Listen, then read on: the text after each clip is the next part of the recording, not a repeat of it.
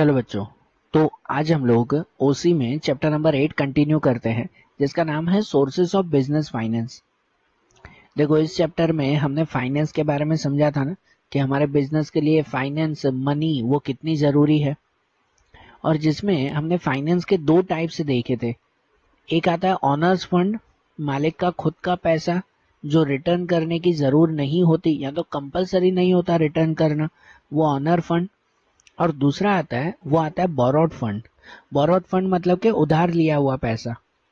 ठीक है ना, फाइनेंस के ये दो टाइप आता है ना, कि जिसमें हम लोग फर्स्ट वो ऑनर फंड के बारे में ही समझ रहे थे, जिसके अंदर ऑनर फंड में हमने सबसे पहले इक्विटी शेयर्स के बारे में समझा था ना, उस दिन डिटेल में समझा था इक्विटी शेयर किसे कहते हैं।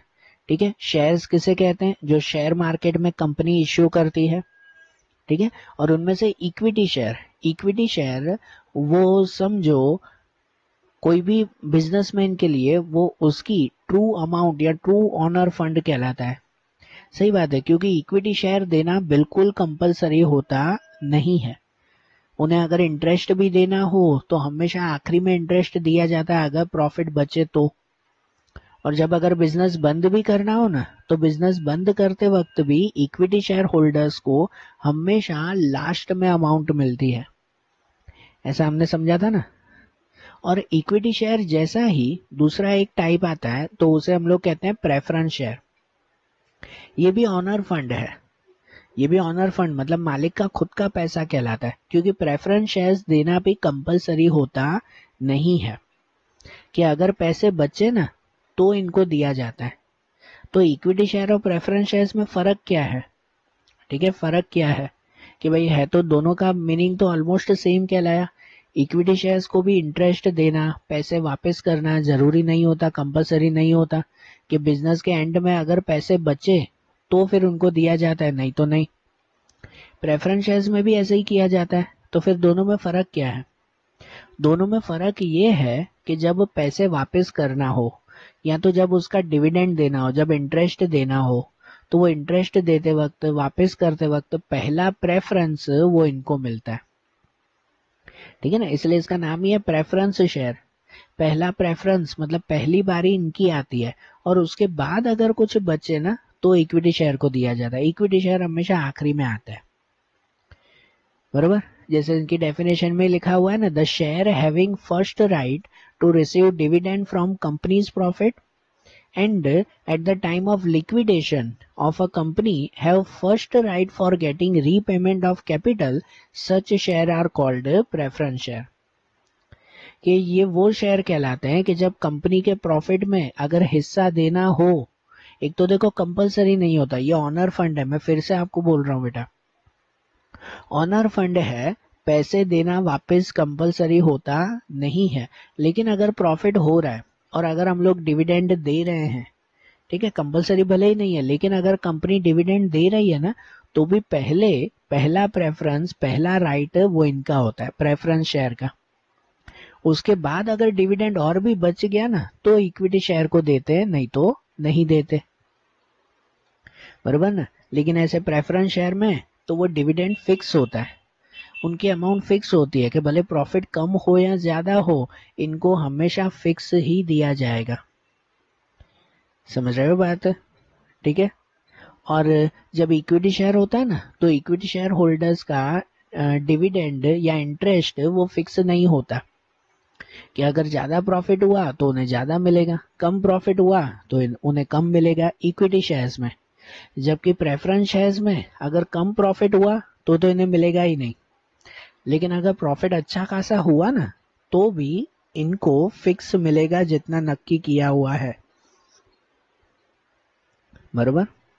एंड लिक्विडेशन के वक्त मतलब जब बिजनेस बंद होने वाला हो, तब उस वक्त भी सबसे पहले अगर पैसे बचे हैं, पहले तो बाहर के वाले लोगों को चुकाया जाता है, कि जैसे बैंक की लोन हो गई, क्रेडिटर्स हो गए, तो उन सबको पहले चुकाया जाता है।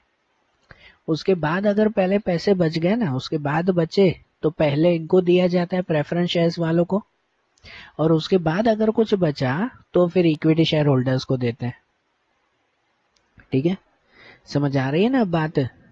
और इनके बारे में और क्लियर करें तो वो किससे, तो इनके कैरेक्टरिस्टिक के थ्रू, प्रेफरेंस शेयर के कैरेक्टरिस्टिक्स, कि जैसे कि सबसे पहला दिया हुआ है डिविडेंड।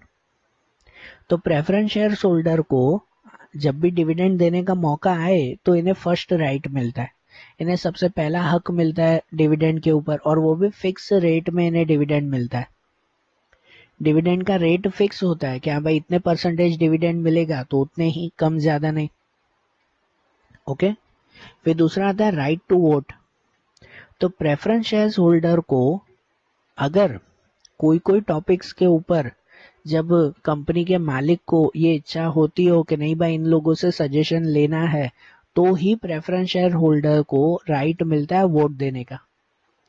मतलब कैसे, इक्विटी शेयर होल्डर में हमने समझा था ना, इक्विटी शेयर्स में कि उनमें जितने भी लोग, जितने भी इक्विटी शेयर होल्डर होते हैं ना, ऑलमोस्ट बिजनेस के हर एक डिसीजन में वो अपना वोट देते हैं। लेकिन प्रेफरेंस शेयर्स, तो प्रेफरेंस शेयर्स में ऐसा नहीं। हाँ, उन्हें वोट देने का राइट होता है लेकिन सब में नहीं, बरोबर। उनके बाद आता है प्रेफरेंस।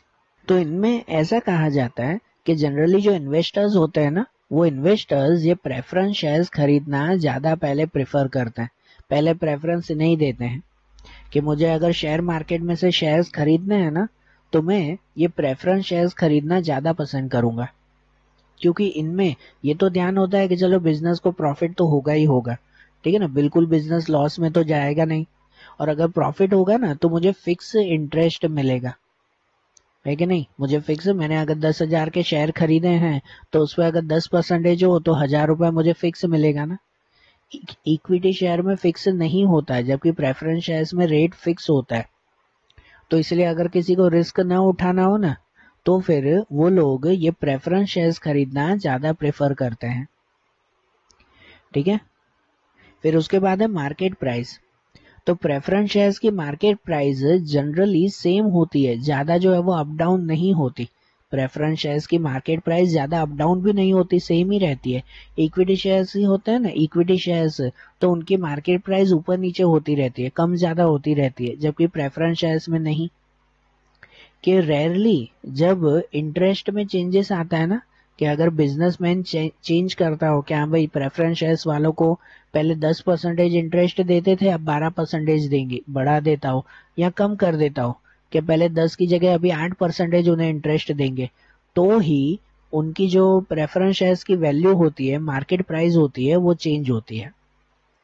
या सिंपल और शॉर्ट इतना ही समझो कि प्रेफरेंस शेयर्स में मार्केट प्राइस वो ज्यादा चेंज होती नहीं है, सेम रहती है। उनके बाद आता है प्रपोर्शन ऑफ रिस्क। कौन सा? Proportion of risk. तो प्रेफरेंस शेयर्स में रिस्क का प्रपोर्शन बहुत कम होता है। इक्विटी शेयर के कंपैरिजन में तो इसमें रिस्क बिल्कुल नहीं है ना, ठीक है ना, क्योंकि जब बिजनेस बंद भी होने वाला हो या इंटरेस्ट भी देने का वक्त हो तो पहला प्रेफरेंस इनको दिया जाता है, पहले प्रेफरेंस शेयर होल्डर को दिया जाता है, उसके बाद कुछ बचे तो इक्विटी शेयर्स को देते हैं। मतलब इनको रिस्क तो बहुत कम होता है ना, बरोबर ना, इनको मिलना तो वो ऑलमोस्ट नक्की होता है। And repayment of capital. तो रीपेमेंट ऑफ कैपिटल में भी जैसे मैंने पहले बताया है कि जब भी बिजनेस के लिक्विडेशन का टाइम आता हो, मतलब बिजनेस के बंद करने का टाइम आता हो, तब उस वक्त सबसे पहले जो थर्ड पार्टीज होती है, मतलब जो बाहर के लोग होते हैं, उन लोगों को पहले पैसे चुका देते हैं। उसके बाद अगर कुछ पैसे बचे ना, तो फिर सबसे पहले इन प्रेफरेंस शेयर होल्डर को देते हैं। उसके बाद कुछ बच जाए तो इक्विटी शेयर होल्डर को दिया जाता है, ठीक है। इसलिए कैपिटल के पेमेंट में भी सबसे पहला नाम वो इन्हीं का ही आता है। समझ आ रहा है ना प्रेफरेंस शेयर्स के बारे में। और प्रेफरेंस शेयर्स के टाइप्स अगर देखें तो उनमें दो टाइप आते हैं। टाइप्स ऑफ प्रेफरेंस शेयर्स, उसमें दो टाइप आते हैं। पहला आता है redeemable preference share before 20 years and redeemable preference shares after 20 years. तो चलो समझो अब यहाँ पे कि रिडीमेबल किसे कहते हैं। तो रिडीमेबल का मतलब ये कहलाता है कि भाई उन शेयर्स को फिर से कैश में कन्वर्ट कर देना, फिर से उनके पैसे निकाल देना। कि सपोज मैंने रिलायंस कंपनी के 10,000 के शेयर खरीदे, तो इसका मतलब क्या होता है कि भाई मैंने अपने 10,000 रुपए रिलायंस कंपनी को दिए हैं, ठीक है ना। शेयर खरीदे मतलब मैंने 10,000 रुपए रिलायंस कंपनी को दिए, और उसके कंपैरिजन में उसके कंपैरिजन में उसके रिटर्न की अगर बात करो तो कंपनी मुझे क्या देती है, सिर्फ एक सर्टिफिकेट। ठीक है ना, एक सिर्फ सर्टिफिकेट होता है जिसमें लिखा हुआ होता है कि हाँ भाई इस पर्सन ने मुझे 10,000 रुपए दिए।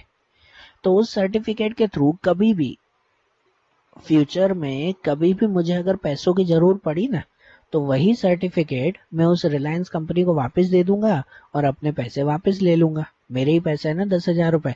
जैसे आप बैंक में नहीं रखते कि जब भी अगर आपके पास एक्स्ट्रा पैसे पड़े हुए हैं तो आप बैंक में जाकर वो पैसे रख सकते हो 10,000 रुपए, फिर जब भी इच्छा हुई तो बैंक से वापस ले भी तो सकते हो ना। ठीक है ना, वैसे ही कंपनी में भी होता है।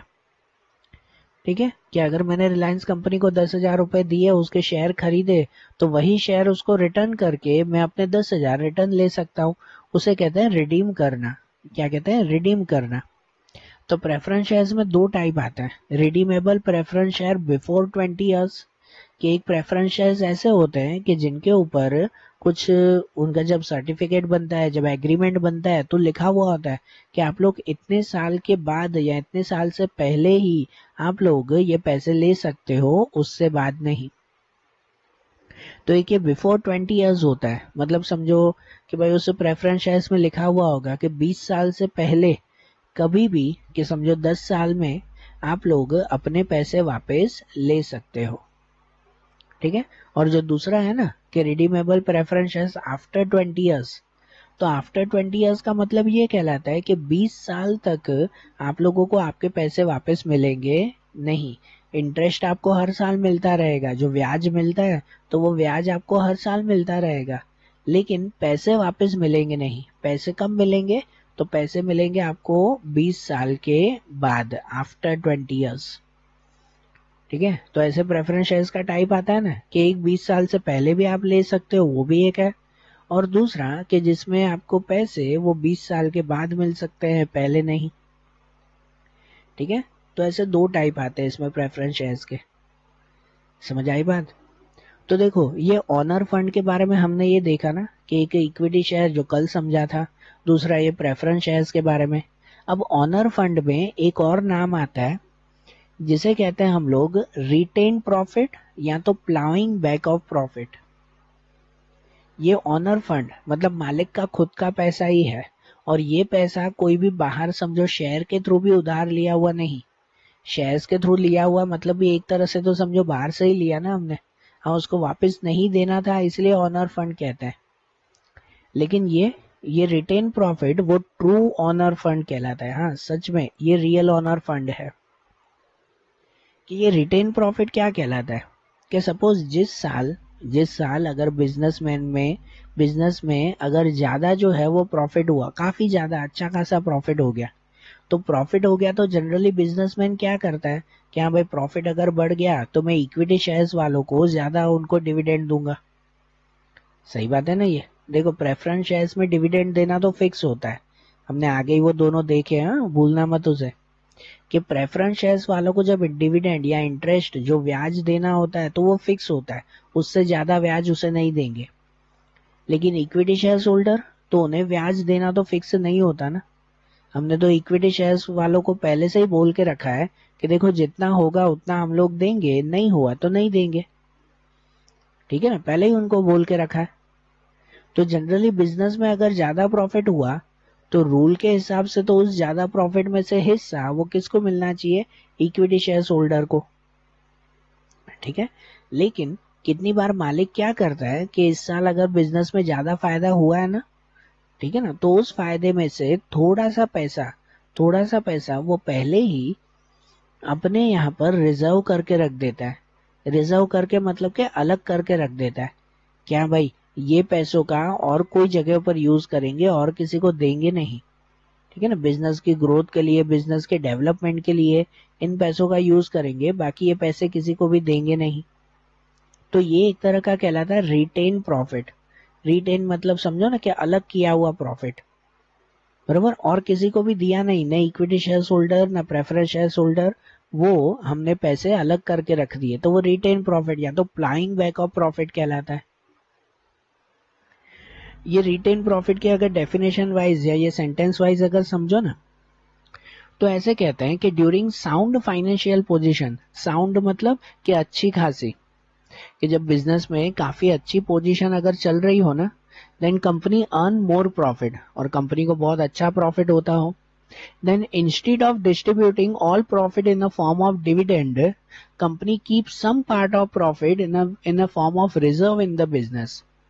ठीक है, कि अगर प्रॉफिट ज्यादा होता हो ना, तो वो सभी प्रॉफिट डिविडेंड में बांट नहीं दिया, मतलब ये शेयर होल्डर को नहीं दे दिया उनको, लेकिन कुछ प्रॉफिट उन्होंने अपने यहाँ पर रिजर्व बनाकर रख दिया।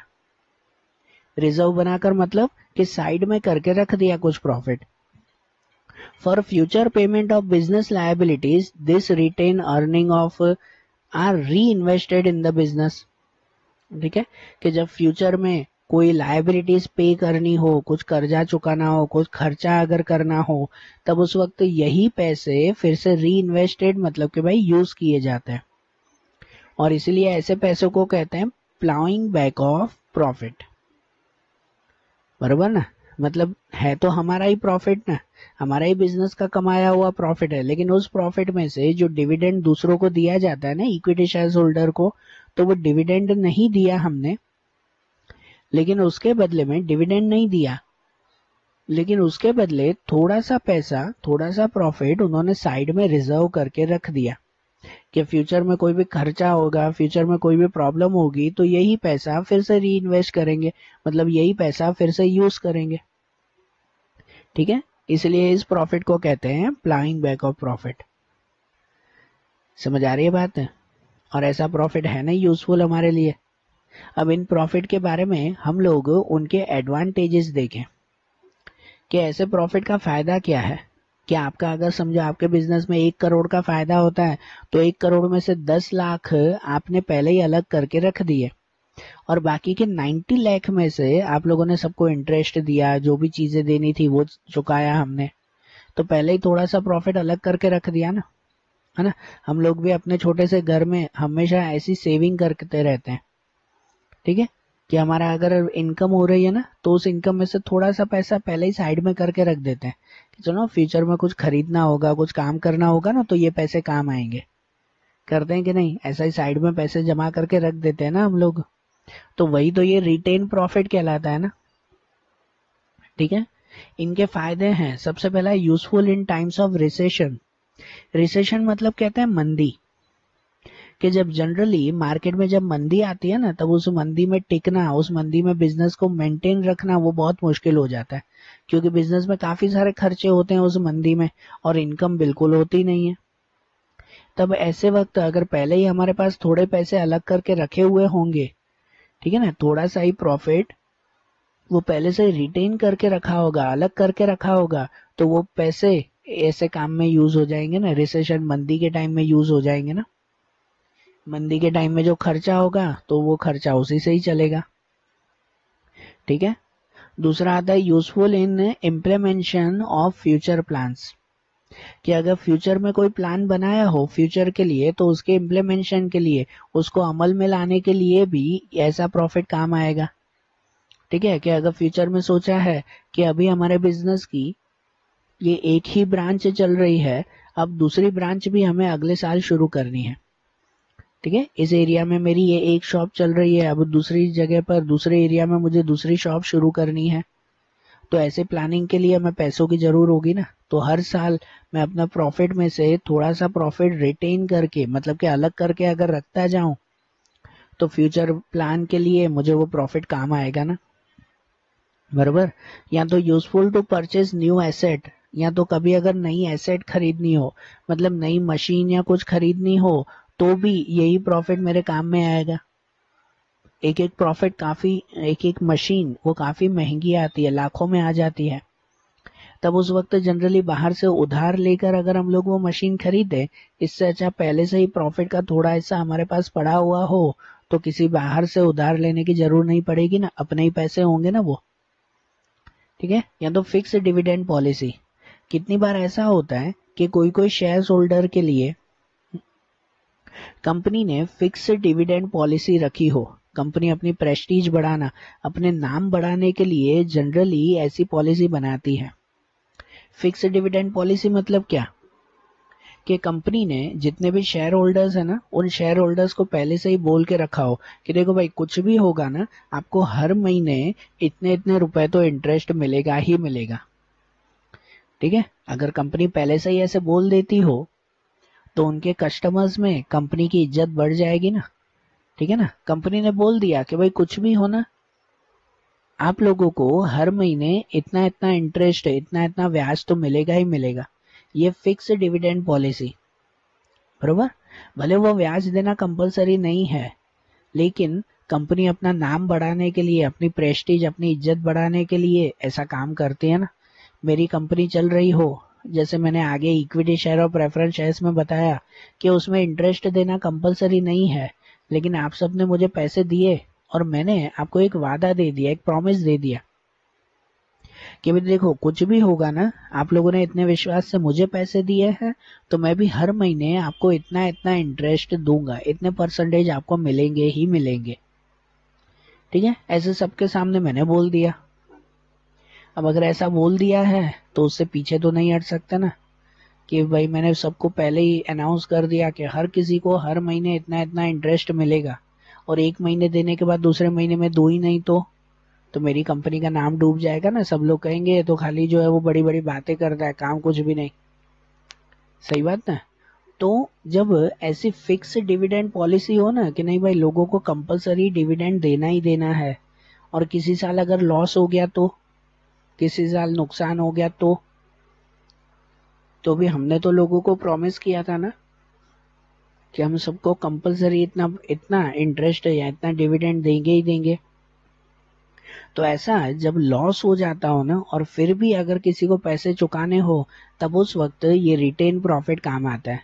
साइड में किया हुआ प्रॉफिट वो इस वक्त काम आता है कि अगर ऐसे प्रॉफिट में साइड में किए हुए पैसों से सबको डिविडेंड दे दिया जाए ना, जो ऐसे फिक्स डिविडेंड पॉलिसी में अगर सबको पैसे दे दिए जाएं, तो वो सब खुश हो जाएंगे कि यार ये कंपनी तो बहुत ईमानदार है कि उस कंपनी को लॉस हुआ ना, फिर भी उसने हमें इतने सारे पैसे दिए हैं। सही बात कि नहीं। उसके बाद आता है burden free asset. Burden free asset मतलब क्या, कि ये ना अपना पैसा होता है। ठीक है, कोई भी काम में हम लोग यूज कर सकते हैं, तो किसी को पैसे चुकाने की चिंता नहीं रहती। अगर हमने कुछ खरीदा भी तो अपने रिटेन प्रॉफिट, अपने बचे हुए पैसों में से ही वो खरीदा ना, किसी से उधार तो नहीं लिया ना। ठीक है ना, तो इसीलिए इसमें क्या कह सकते हैं, बर्डन फ्री एसेट रहता है। कोई भी तरह की चिंता नहीं रहती कि यार इसको पैसे चुकाने हैं, इससे लिए थे उससे लिए थे, नहीं, ये अपना प्रॉफिट रहता है। दूसरा, borrowed capital can be repaid. दूसरा, इन्हीं पैसों से ये फायदा होता है कि बोरोड कैपिटल, किसी दूसरे से अगर उधार लिए हो ना, तो वो उधार पैसे फिर से चुका सकते हैं हम लोग। सही बात है ना, उधार पैसे चुका सकते हैं ना इन्हीं के through he. So borrowed capital can be repaid, या तो decrease in the cost of capital. कि कॉस्ट ऑफ कैपिटल के पैसे जमा करने के लिए जो जनरली ब्याज लगता है, हमने किसी से उधार लिया हो तो उसका इंटरेस्ट देना पड़ता है कि नहीं, तो उन सब का भी कॉस्ट, उन सब का भी खर्चा लगता है ना। लेकिन अगर पहले ही हमारे पास ये पैसे पड़े हुए हो, तो इन पैसों से या तो हम दूसरों का ब्याज चुका सकते हैं, या तो अपने पैसों का ही यूज कर सकते हैं। तो जनरली जो बाहर का एक्स्ट्रा खर्चा होता है ना, वो खर्चा कम हो जाता है।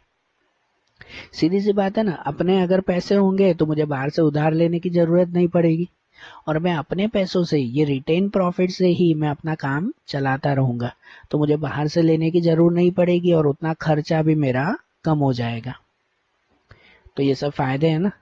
लेकिन ऐसे ही रिटेन प्रॉफिट के, ऐसे ही ये तो है तो अपना ही पैसा, अपना ही प्रॉफिट है, लेकिन फिर भी इसके कुछ नुकसान भी हैं, इनकी कुछ लिमिटेशंस भी हैं।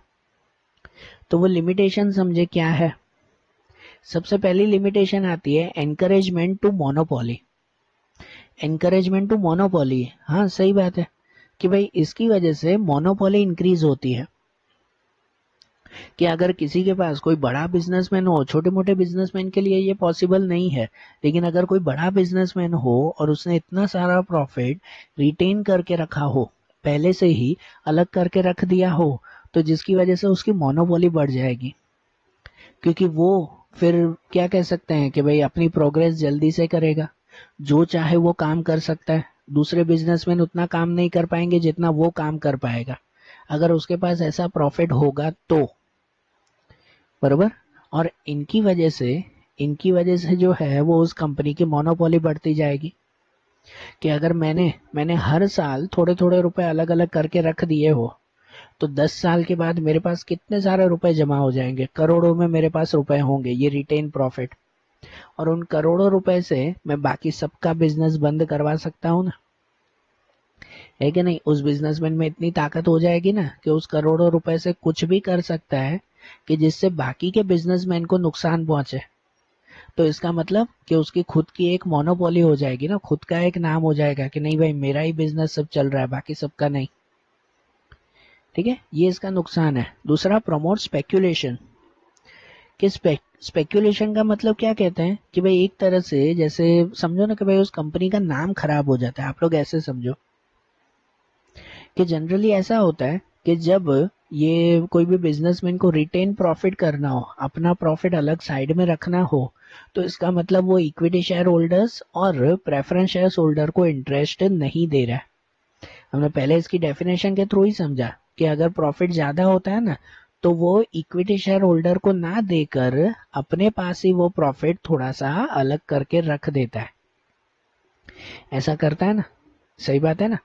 तो इनकी वजह से अगर वो उन्हें इंटरेस्ट नहीं दे रहा है तो फिर तो इक्विटी शेयर होल्डर्स को ये लगेगा ना कि यार ये तो हमें तो पैसे दे नहीं रहा है और खुद खाली पैसे कमा रहा है ना। इक्विटी शेयर होल्डर्स वो कहलाते हैं ना, जो हमने स्टार्टिंग में समझा था कि वो लोग कंपनी के ट्रू ऑनर कहलाते हैं, सही मालिक कहलाते हैं।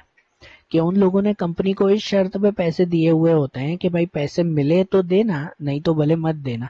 ये शर्त पे पैसे देते हैं ना, है कि नहीं। ये कि अगर मैंने आपसे समझो 10 करोड़ रुपए लिए हैं, जस्ट इमेजिन कंपनी शुरू करने के लिए मैंने आपसे 10 करोड़ रुपए लिए, इस शर्त पर कि मुझे प्रॉफिट होगा तो आपको दूंगा, नहीं तो नहीं दूंगा। और उसके बाद अगर मुझे प्रॉफिट हुआ उसके बाद भी मैं आपको न दूं तो, कि मुझे प्रॉफिट हुआ ना तो उस प्रॉफिट को मैंने रिटेन कर दिया, साइड में करके रख दिया और आप लोगों को पैसे नहीं दिए या तो कम दिए, तो आप लोगों को गुस्सा तो आएगा ना कि यार इसने तो मुझे वादा किया था कि अगर प्रॉफिट होगा तो देगा, नहीं हुआ तो ठीक है, लेकिन अगर प्रॉफिट हो रहा है तो हमें देना चाहिए ना। तो आप लोगों को मेरे ऊपर गुस्सा आएगा ना इस चीज पे, ठीक है ना। तो इसी की वजह से ये रिटेन प्रॉफिट की वजह से ना स्पेकुलेशन क्रिएट होता है कि कंपनी का एक तरह से नाम खराब हो जाता है। फिर दूसरी बार अगर मैं आप लोगों से पैसे मांगने के लिए कहूंगा ना कि चलो अब मुझे जो है वो दूसरी कंपनी भी शुरू करनी है, फिर से मुझे पैसे दो ना, तो दूसरी बार आप मुझे दोगे पैसे? बिल्कुल भी नहीं, ठीक है ना, बिल्कुल भी नहीं दोगे। आप मना ही कर दोगे ना कि नहीं नहीं भाई तुम तो पैसे लेकर खुद ही खा जाते हो, हमें तो कुछ दे नहीं रहे हो, बरोबर। तो इनकी वजह से कंपनी का नाम भी कितनी बार इसकी वजह से खराब होता है अगर सही से इसको मैनेज नहीं किया तो। Then difficult for financially weak and for new companies. Generally पता है जो नई नई कंपनीज होती है या जो वीक छोटी कंपनियां होती है, कमजोर कंपनियां होती है, तो उसके लिए ये पॉसिबल नहीं है। उसके लिए ये चीज पॉसिबल नहीं है पैसे अलग करके रखना। आप खुद ही बताओ, है पॉसिबल? बिल्कुल भी नहीं ना। क्योंकि ऐसी कंपनियां जो होती है ना, बरोबर, तो उनने अभी तो नई नई कंपनी शुरू की है, तो वो कंपनियों को अपना खुद का ही प्रॉफिट नहीं निकलता, तो जिससे वो अलग प्रॉफिट कहाँ से करेंगे। और मैंने अभी अभी अपना बिजनेस शुरू किया है तो क्या पहली बार ही मुझे करोड़ों का प्रॉफिट हो जाएगा कि जिसमें से मैं बाकी सबको बांटने के बाद थोड़ा सा पैसा अलग भी करके रखूं? है पॉसिबल? नहीं है ना। तो जिनकी वजह से ना छोटी कंपनियों के लिए ये चीज पॉसिबल नहीं है, तो उनसे क्या होता है, बड़ी कंपनियां अलग प्रॉफिट करके अपनी मोनोपोली जमा लेती है, अपना नाम ऊपर ऊपर करती जाती है, ये ऐसा प्रॉफिट अलग करके कुछ भी काम कर लेती है।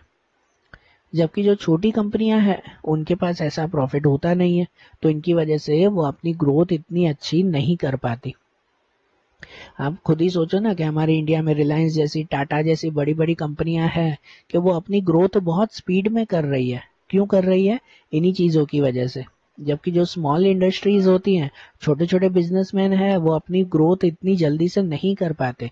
क्यों नहीं कर पाते? तो वो भी इसी की वजह से, क्योंकि उनके पास ऐसा एक्स्ट्रा प्रॉफिट, रिटेन प्रॉफिट नहीं होता है, बरोबर। या उनके बाद आता है no benefit to small investors.